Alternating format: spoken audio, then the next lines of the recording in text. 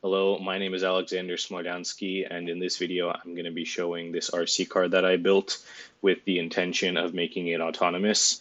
In this video, I'm just going to be showing the RC car itself and how I built it, but in a future video, I will show how I made it autonomous.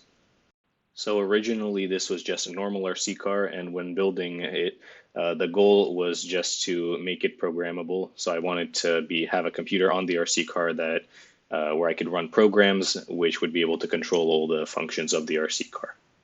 So the first thing I did was remove the speed controller and servo motor because those were designed to only work with the receiver, and I couldn't get them to work just from GPIO pins.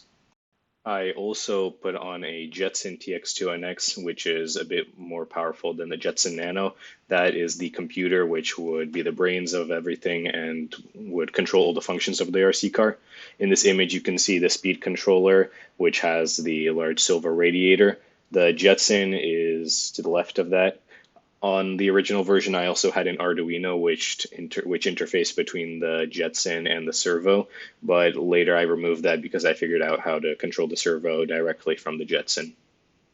I then also replaced the battery to a more powerful one that had more voltage and more amperage so that I could both power the motor and servo as well as the actual Jetson.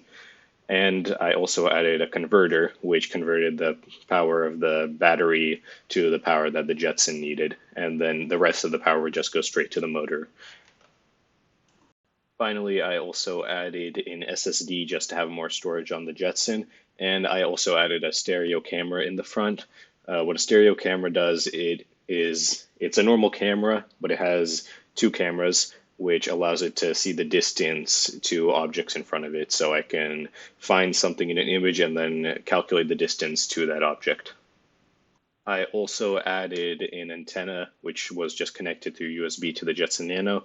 What this would do is it would allow the Jetson to act as a hotspot, which would allow me to connect to the Jetson from just a laptop and then SSH into the Jetson so that I can control it remotely.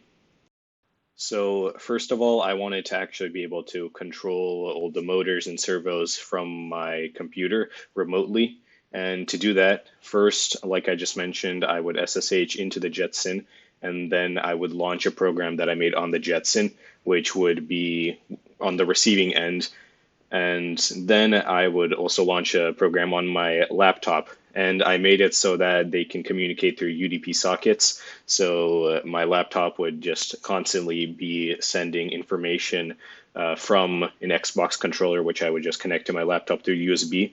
So the laptop's constantly sending the information of the Xbox controller, like the speed and the steering and all of that, to the Jetson.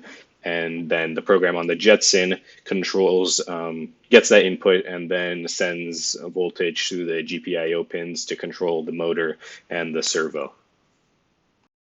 So now that the Jetson's able to control all the functions of the RC car, I'll be able to launch programs on the Jetson that will use the stereo camera and get video input and also depth information and use that to autonomously drive the car. I'm probably going to make neural networks that will drive between cones or on some kind of track.